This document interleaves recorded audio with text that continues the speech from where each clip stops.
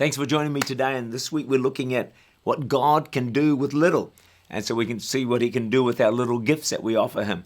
You know, our little talents that we may have, our little prayers, but also our little giving. Mark 12:41-44.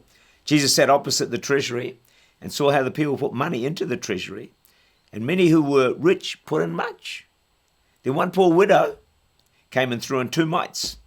He called his disciples to himself and said to them, "This poor widow has put in more than all those who have given to the treasury, for they all put in out of their abundance, but she out of her poverty put in all that she had, her whole livelihood." A little girl in India went to the home of a missionary. She wanted to do something for the work of missions, so she gave the missionary 1 penny. This is years ago. The penny bought a Christian tract. They must have traced this. That was placed in a box that anyone could take for free.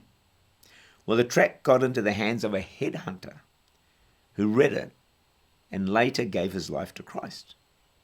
A few years after, a church was built in this area where the headhunter was, and 1,500 natives were saved.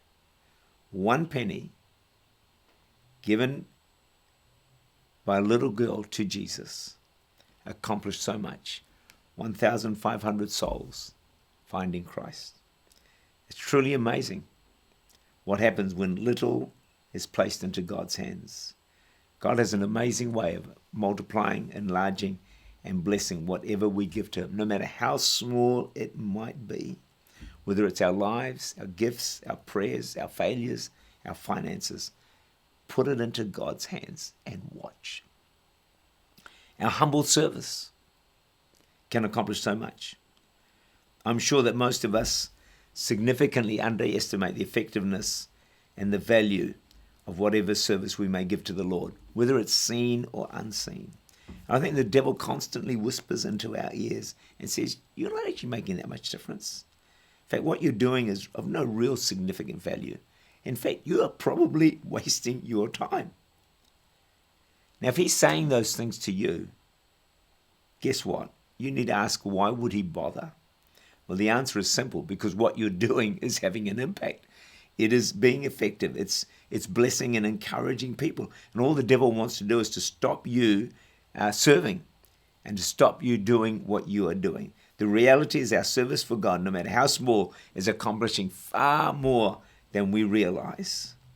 Never forget that one life blessed for God is of incredible value in the eyes of God.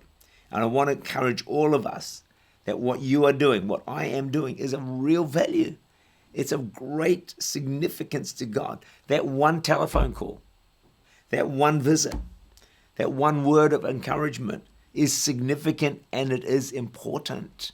Don't let the devil tell you otherwise. I read this amazing story. A children's church teacher led a shoe clerk to give his life to Christ, just a kid's worker.